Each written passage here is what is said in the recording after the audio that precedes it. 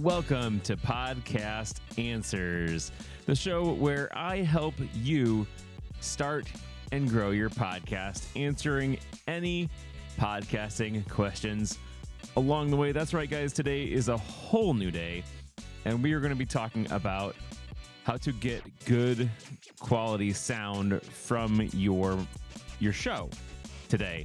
Last week we talked a little bit about should you put your show on YouTube, and we were talking with Doc Rock about that, and just how yes, you should put your show on YouTube, and not how to put your show on YouTube, but essentially how to use Ecamm to do that, because Ecamm is one of the best tools out there for video and recording video. And so we talked about that. If you've not checked that out, go ahead and do that right now, because it was a pretty amazing show.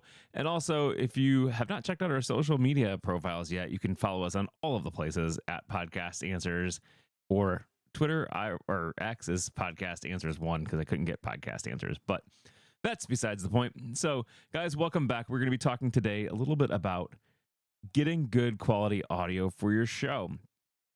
People can deal with a little bit sketchy video, that you may not have the highest quality video out there, and that's okay, but people will put up with it. But if you have crappy audio, if you have audio that sounds like you're in an echo chamber, it sounds like you're recording on a tin can, like, people are not going to listen to that very long. If you have things going on in the background,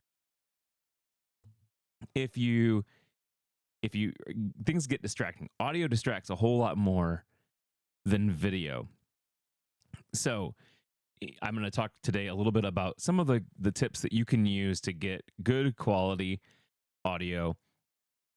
First and foremost, start with a good quality microphone. Now, it doesn't need to be a microphone that is $400 or $1,000. Yes, those sound good and those sound amazing, and I love having one. In one of my podcasts, I get to use a Shure SM7B, and that is an amazing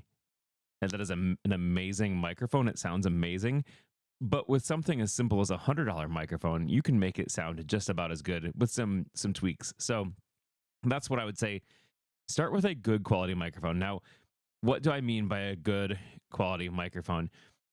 Sure, the Shure SM7B, kind of the gold standard there. If you go to any radio station, or almost any radio station, or a lot of professional podcasts, they're going to have this Shure SM7B. It's that iconic look. It's the completely round. It's got the longer kind of microphone wind screen on it. It's iconic. You see it, you know what it is. That's a great microphone. But again, it's a $400 microphone.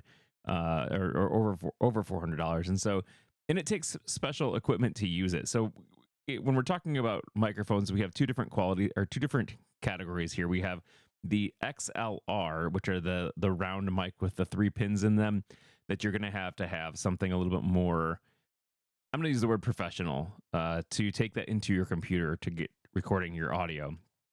And the reason for that is because the way it uses the way it does the files. So you're going to need to have, and not the files, the way that it brings it in. So you will need to have something like some sort of a interface. You can't just plug that microphone right into your computer. However, so in that category, there is, I would say, Shure SM7B is a good quality microphone. And then but you can get something like the SM58, which is a good Shure microphone also, which is the typical one that you see like in churches when people are singing with a wired microphone. It's just the standard microphone look. It's actually what I have on the video right now, what I'm using right now in this episode. And that one is a good quality microphone too. You can get it good. And then you can use some sort of USB ones also. The Rode PodMic is a good USB mic. Shure makes an it makes a microphone that looks like the SM7B, MV7, there we go. It's the Shure MV7, and that microphone is a pretty good one too, and it uses USB, and so you can plug it in directly to your computer and not have to have a hardware interface to interface that. So good quality microphones and microphone techniques are highly critical when it comes to things like getting a good sound. So I would say be right on top of your microphone. You know, I'm pretty much eating my microphone here, and then you can speak off axis a little bit so your P's don't pop when you say them. Uh, another good way to get good quality content, audio content, is record in a quiet environment to minimize the background noise. Now today, it is an icy day out, and so it's a no school day. It's a weather day for my kids, and they are home. But most of the time, you're not going to hear them in the background because when I'm not talking, I have a noise gate set on my Rodecaster Pro. What that means is you don't hear them when I'm quiet. It shuts the mic off. Now, when I'm talking, I still need to overpower their sound, and they're downstairs. And for the most part, you won't be able to hear them unless they get loud and start fighting with each other, which, they may. They're brothers and sisters, so they may. But so record in a quiet environment to minimize the background noise. And that also includes things like fans and air conditioners and computer noises, because those will get picked up on your mic, and those will be distracting when you're doing things on your mic. So what you need to do is be in a quiet environment the best you can. Treat it, don't be in a big room. That's going to get really echoey. The next thing is optimizing your recording levels to avoid distortion too. So you don't want to just bring them all the way up to the top, because if you get to the top to the zero on your recording thing, it's going to peak.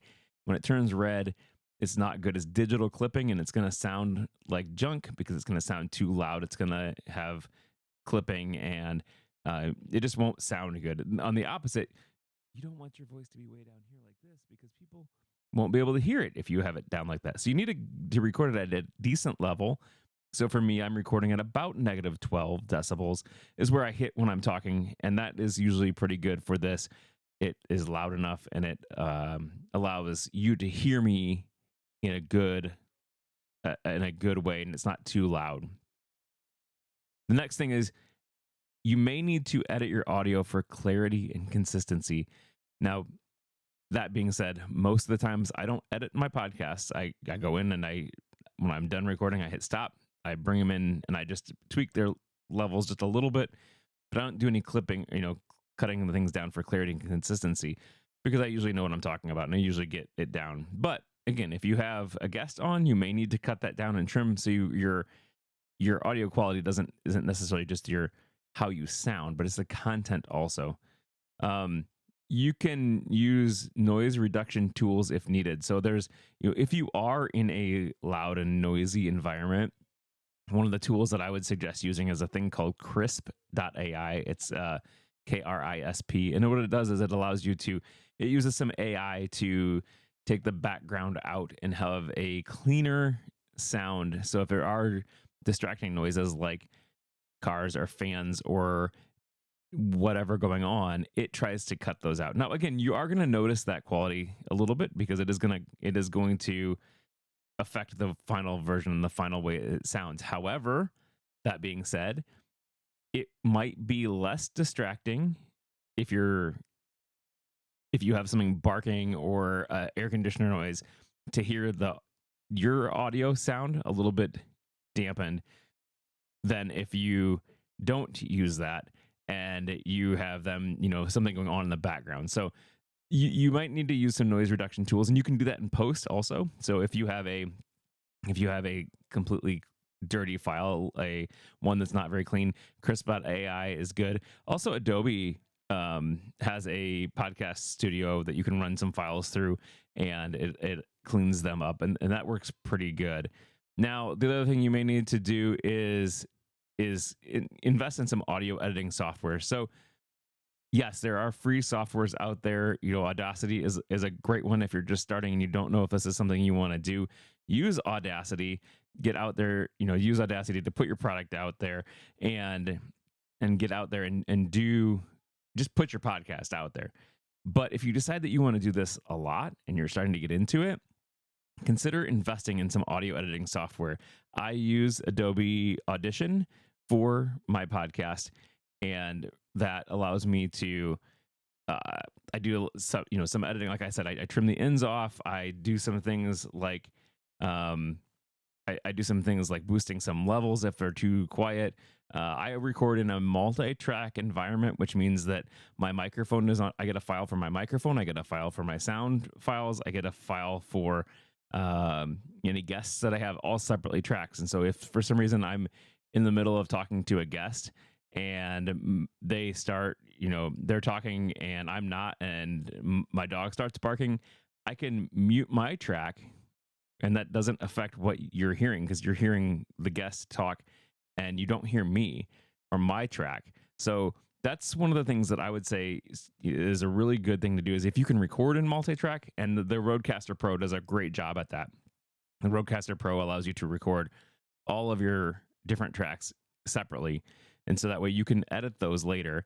And if you need to dump out, a track when someone is coughing or has a cough fit or whatever, you can do that and no one else is going to know at all because you were able to do that. And so again, you can do that in any audio editing software, but the paid ones are definitely going to be better.